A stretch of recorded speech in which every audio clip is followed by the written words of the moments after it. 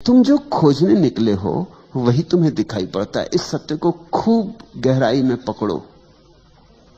वही रास्ता, वही सड़क, वही बाजार, तुम अलग अलग बार निकले हो और तुम्हें अलग अलग दुकानें वहां दिखाई पड़ी। तुमने कभी सोचा? जीवन के छोटे छोटे तथ्यों पर विचार करो और वहां से बड़े तथ्यों की पकड़ आएगी। जब तुम भूखे होते हो तो भोजनालय और रेस्तरां और होटल यही दिखाई पड़ते।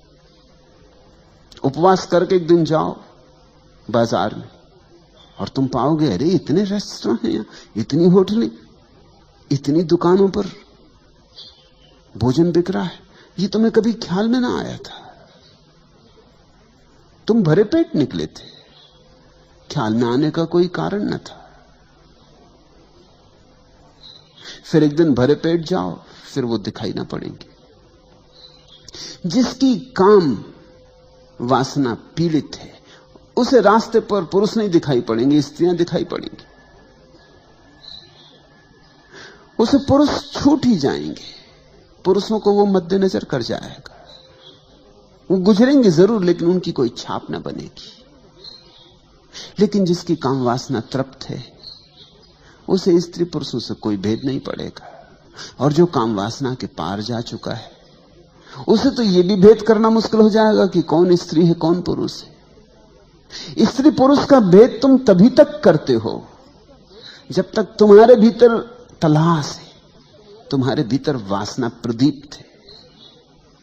नहीं तो कौन चिंता करता है? तुमने ख्याल किया? तुम वही देखते हो जो तुम खोज रहे हो। तो पलटू तो कहते हैं कि भागवत धन की लूट हो रही, ये सामने ढेरी लगी है, लूट सको तो लूट लो। खड़े खड़े क्या देख रहे हो? पलटू कहते। लेकिन जो खड़े खड़े देख रहा है उसको वहां धन दिखाई नहीं पड़ रहा, उसे वहां कुछ भी दिखाई नहीं पड़ रहा है। या यह भी हो सकता है कि जो लूट रहे हैं वो उसे पागल मालूम होते हो, क्योंकि जब उसे धन नहीं दिखाई पड़ता और ये टूटे पड़ रहे हैं तो पागल ही तो मालूम होंगे। ये किस चीज पे टूटे पड़ रहे हैं? यहां कुछ भी तो नहीं है। उसे लगेगा ये सब मन की कल्पना के जाल में पड़ गए। ऐसी तो होता है, तुम यहां बैठे हो, जो लोग यहां नहीं है वो तुम्हें पागल समझते, वो पागल समझेंगे ही। वो कहेंगे किस कल्पनाओं में पड़े हो। अरे यथार्थ जगत को देखो, किस सम्मोहन में उलझ गए हो, किसकी बातों में उलझ गए हो।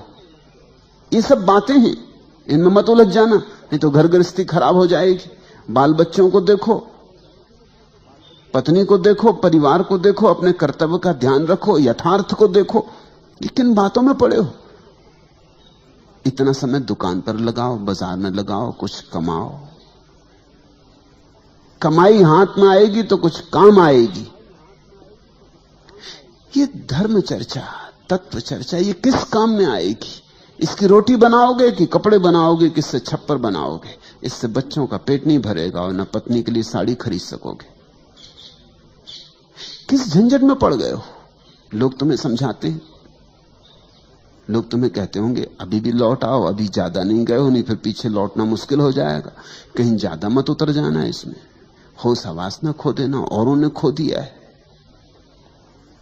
उनकी बात भी ठीक तो है, उनकी तरफ से ठीक ही है। अब यहां लोग मेरे पास आए हैं, दूर दूर से आए, कोई जापान से है, कोई जर्मनी से है, कोई ईरान से है, कोई इथोपिया से है, कोई अमेरिका से है, कोई स्वीडन से आया है, कोई इंग्लैंड से है, कोई इटली से है। दूर दूर से लोग आए, करीब करीब जमीन के हर तरफ से लोग यहां मौजूद हैं, सिर्फ चीन और रूस को छोड़ के, क्योंकि वहां से आ नहीं सकते। लेकिन मेरे पड़ोसी भी हैं यहां पूना में, वो नहीं आए।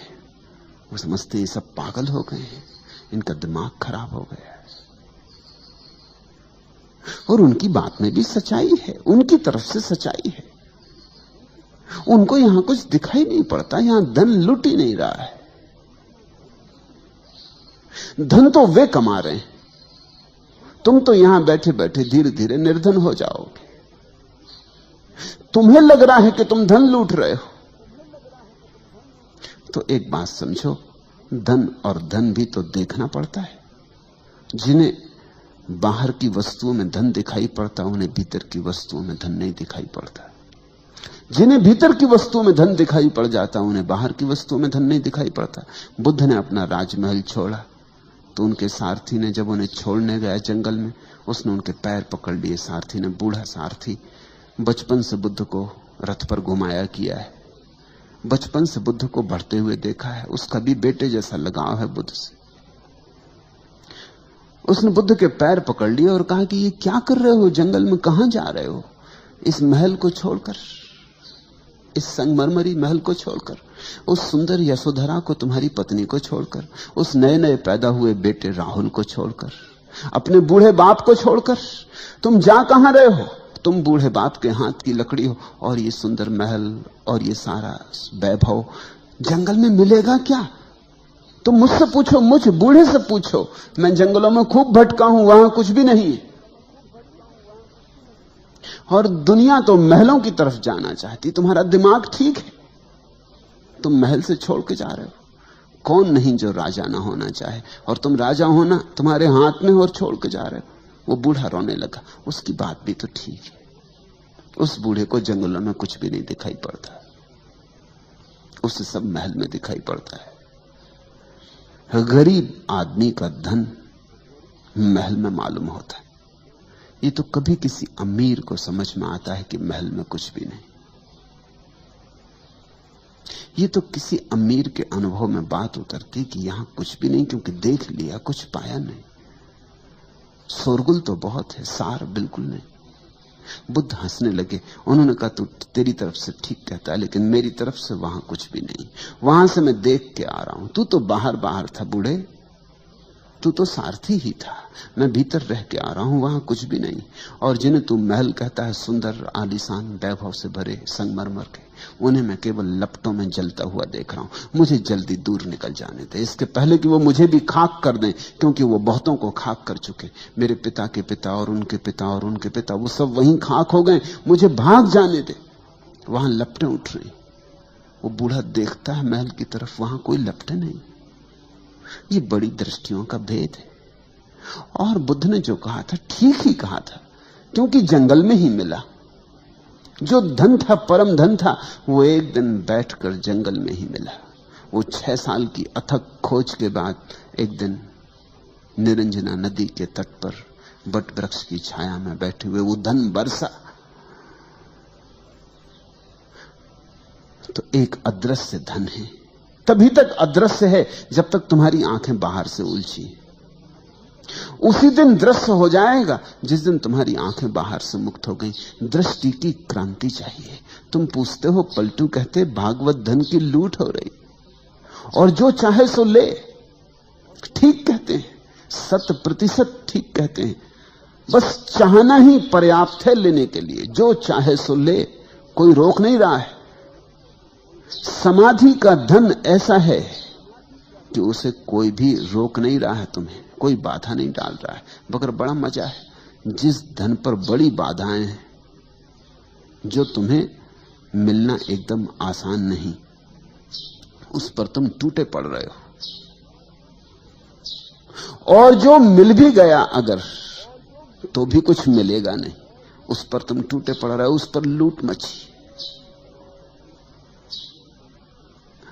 और जो धन कोई भी छीनने को नहीं मालूम हो रहा, और जो धन इतना है कि सभी को मिल जाए तो भी न्यून नहीं होता, उस धन की तरफ तुम जा भी नहीं रहे हो।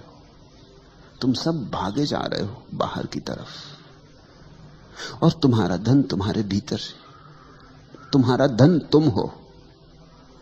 तुम्हारे होने में, तुम्हारी सत्ता में तुम्हारा धन है।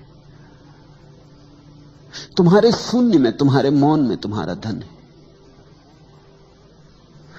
तुम्हारे अस्तित्व में समाया है धन। खजाना लेकर तुम आए हो, चाबी भी तुम्हारे पास है, लेकिन इस चाबी को तुम कभी भीतर की तरफ लगाते नहीं, बाहर की तरफ लगाते हो। यही आंखें जो बाहर की तरफ भाग रही, दूर दिशाओं में दौड़ी चली जा रही, यही आंखें लौटकर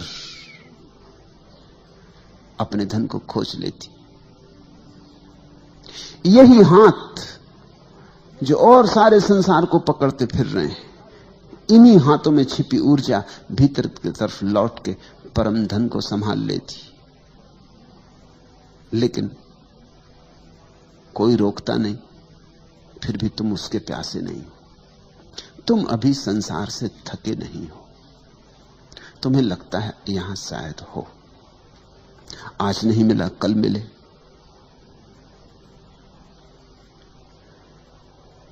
जितना मिला है शायद इतने से तृप्ति नहीं हो रही, थोड़ा और ज्यादा मिले तो तृप्ति हो जाए। 10,000 तुम्हारे पास है तो शायद 10 लाख होंगे तो तृप्ति हो जाएगी। 10 लाख होंगे तो मन कहेगा 10 करोड़ हो जाए तो तृप्ति हो जाएगी। और मन के फैलाव का कोई अंत नहीं है। मन आंकड़े बड़े करता चला जाता है।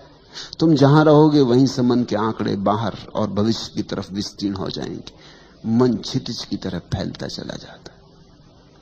मन कभी भी तुम्हें ऐसा मौका न देगा कि अब आगे नहीं।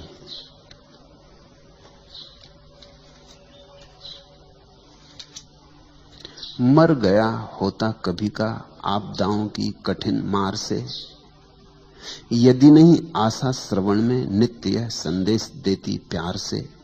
घूंट यह पी लो कि संकट जा रहा है, आज से अच्छा दिवस कल आ रहा है। मर गया होता कभी का आपदाओं की कठिनतम मार से। कभी का ये मन मर गया होता, लेकिन ये मन आशा का दिया जलाए रखता है। ये मन कहता चला जाता है, यदि नहीं आशा श्रवण में नित्य यह संदेश देती प्यार से। बड़ी मीठी बातें कहता मन। मन कहता है फिक्र ना करो, दुर्दिन गए, भले दिन आने को ही है। अब मत लौटो, करीब आके मत लौट जाओ। अब तो बिल्कुल हाथ में ही है मंजिल, अब ना लौट जाओ। पागल हुए हो, इतनी दूर चला है, अब कहां लौट के जाते हो। घूंट यह पी लो कि संकट जा रहा है, आज से अच्छा दिवस कल आ रहा है। कल कभी आता नहीं, और मन कहे चला जाता है आ रहा है, आ रहा है, बस जरा ही दूर है, आया ही जाता है। कल कभी आता नहीं, कल सदा दूर ही बना रहता है। तुम्हारे बीच और कल के बीच दूरी शाश्वत है, सदा उतनी ही रहेगी जितनी सदा से है, उसमें कभी कोई कमी नहीं पड़ेगी। और मन सदा कल की बातें करता रहेगा। ये जो मन का धन है कल में है और कल आता नहीं, और ये असली धन है वो अभी है, यही है और तुम्हारे भीतर है और तुम्हारे साथ ही आया है। असली धन खोता ही नहीं, सिर्फ विस्मरण होता है, और नकली धन कभी मिलता ही नहीं, सिर्फ आशा बंधती। तो पलटू कहते तो ठीक ही है कि जो चाहे सो ले। जिस दिन चाहोगे, जिस दिन भी तय कर लोगे कि बस उब गया, थक गया, अब और कल की दौड़ नहीं, अब और आपाधापी नहीं, समझ लिया मन को, मन का गणित समझ में आ गया कि तो रोज ही यही कहे चला जाएगा कि कल कल कल, इस जन्म में नहीं अगले जन्म में, यहां नहीं स्वर्ग में, यहां नहीं कहीं और। मन सदा कहता है कहीं और है सुख। देखो, भिखमंगा सड़क पर सोचता है चलते समय महल में जो विराजमान है वहां है सुख, और महल में जो बैठा है परेशान पीड़ित, रात भर सो भी नहीं सका, महल में नींद कहां। जिसकी भूख भी मर गई, महल में भूख कहां। जो किसी तरह दवाइयों के सहारे जिए जा रहा है, वो सोचता है रास्ते पे चलते भिखारी को देखकर कि शायद इस भिखमंगे की मस्ती में सुख हो। देखो किस मजे से चला जा रहा है, एक तारा बजाता। देखता है इस भिखमंगे को रास्ते पर सोया हुआ, धूप में, घनी धूप में, और घुर्राटे ले रहा, और वो अपने महलों में सुंदरतम बिस्तर बनाए हुए है तो भी नहीं सो पाता। नींद असंभव हो गई, चैन हराम हो गया।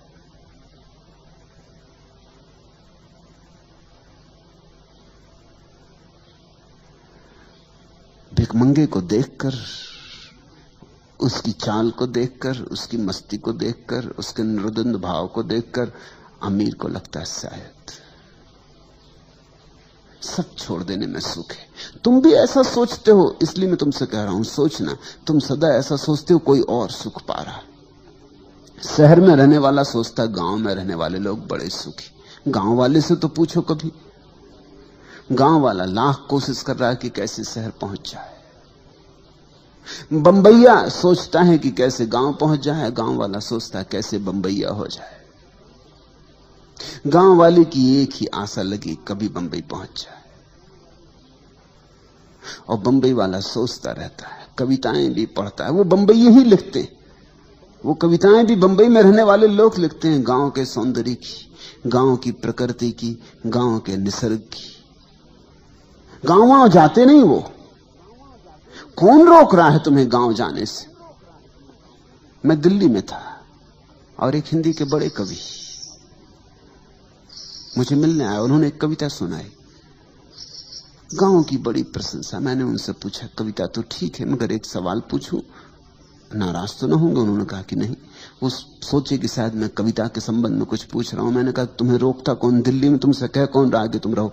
कोई दिल्ली तुम्हारे पीछे पड़ी? तुम गांव जाते क्यों नहीं? वो तो जरा चौंके। 10-5 और लोग बैठे थे, वो जरा बेचैन भी हो गए। इसका उत्तर क्या दें? रोकता कौन है तुम्हें? अभी निकल जाओ। टिकट की दिक्कत है तो मैं जिनके घर में ठहरा था, मैंने उनको टिकट का इंतजाम कर दें। इनको अब जाने दें। न पत्नी है न बच्चे, दिल्ली में भी घर द्वार नहीं है, होटल में रहते। काहे परेशान हो? कौन से गांव जाना है? मैंने उनसे पूछा। उन्होंने कहा आप भी खूब है, क्या मुझे भेज ही देंगे? किस गांव की ये तस्वीर तुमने उतारी? कहने लगी किसी गांव की नहीं, तो गांव मात्र की।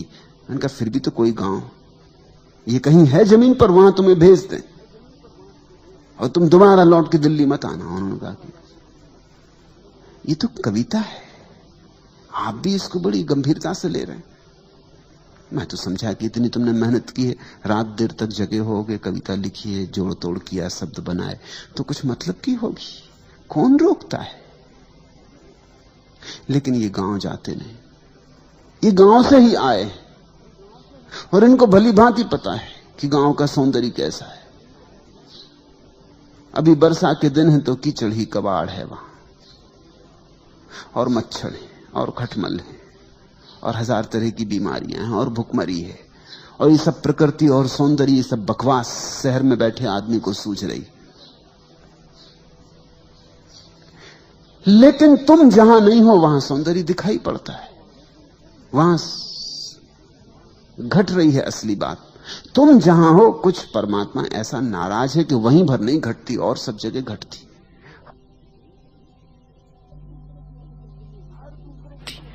हर दूसरे की शक्ल तुम्हें हंसती हुई मालूम पड़ती, और तुम भी भली भांति जानते हो कि तुम जब घर से निकलते हो तो आईना में देख दाख के चेहरा बना बनू के तुम भी मुस्कुराते निकलते हो। फिर भी तुम्हारी अकल में नहीं आता कि ऐसे सब भी मुस्कुराते निकलते हैं घर से। ये धोखा है। कोई मुस्कुरा नहीं रहा है, ये सब रो रहे हैं। ये भीतर के आंसुओं को छिपा लेने की तरकीब है, ये आवरण है, ये मुस्कुराहट।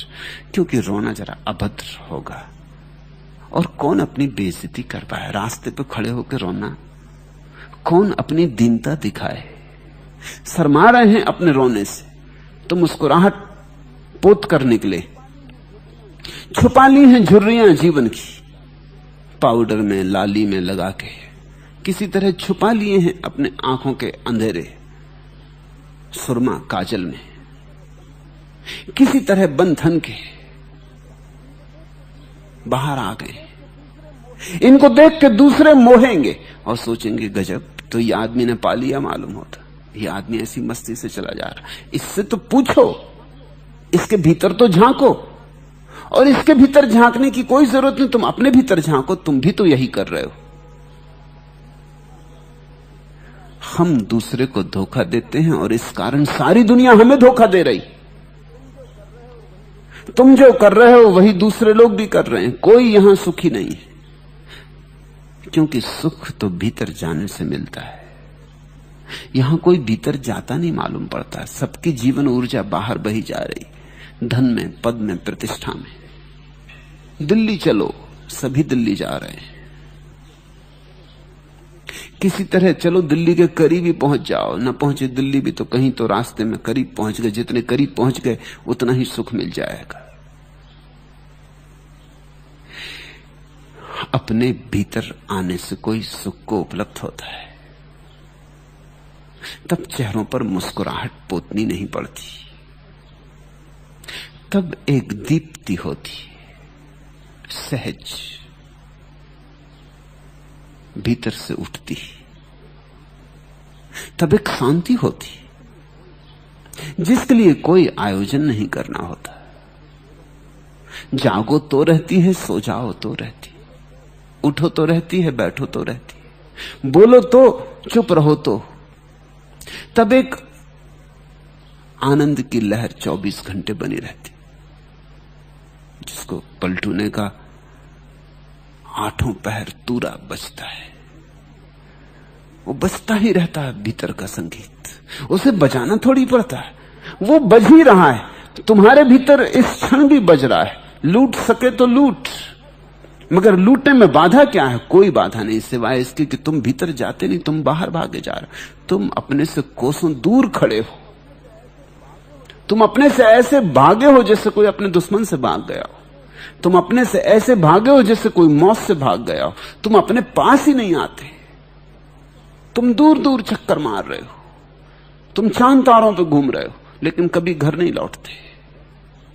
तुम्हारा घर, तुम्हारे घर का मार्ग जन्मों जन्मों से न चलने के कारण तुम्हें बिल्कुल अपरिचित हो गया। इसलिए कोई गुरु चाहिए कि जो तुम्हें घर के मार्ग को फिर से याद दिला दे। सारा धर्म घर वापस लौटाने की यात्रा है, ये पुनः वापसी है। महावीर ने इसको प्रतिक्रमण कहा है। आक्रमण तुम कर रहे हो अभी, आक्रमण का अर्थ है वहां है सुख, जाऊंगा, कब्जा कर लूंगा। प्रतिक्रमण का अर्थ है लौट आना, वापस लौट आना। वहां नहीं है सुख, यहां है सुख। मैं हूं सुख, अपने में लौट आऊंगा।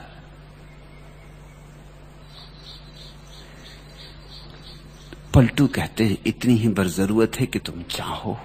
और चाह कैसे पैदा हो? चाह तभी पैदा होगी जब तुम अपनी बाहर की चाह की घनीभूत पीड़ा को देखो। तुम क्या कर रहे हो?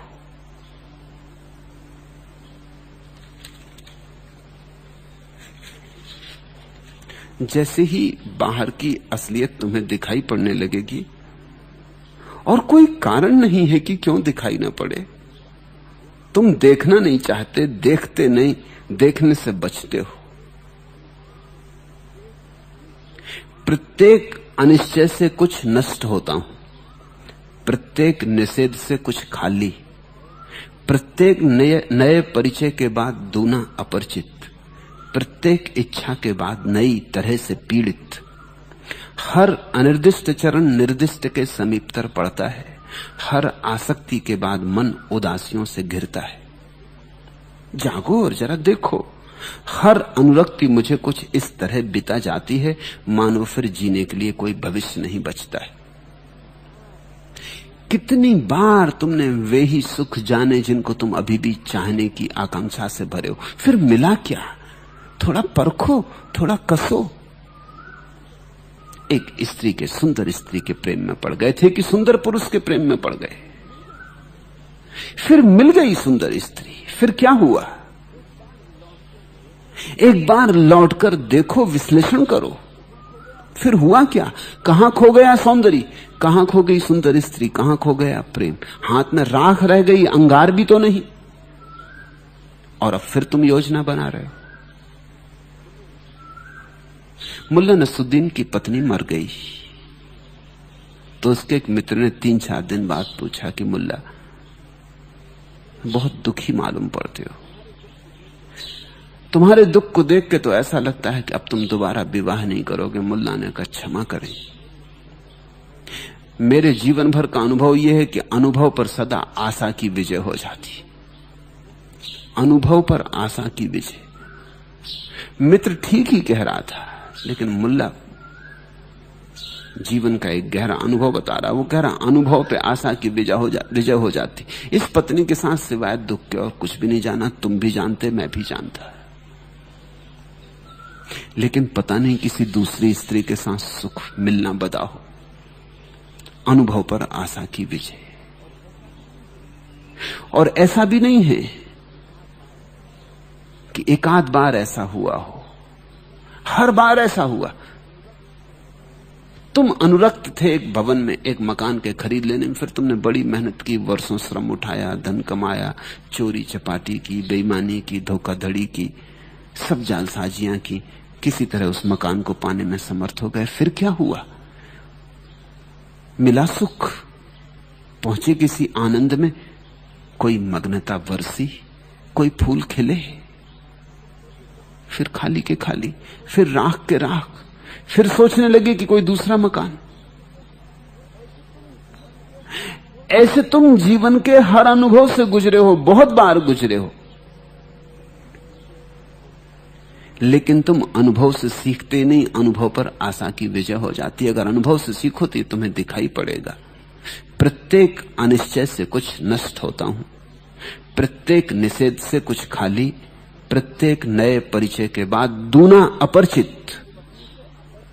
तुम अपनी पत्नी से अपरिचित हो गए हो या नहीं, ये मुझे सोचकर कहो। सोचना अपने भीतर।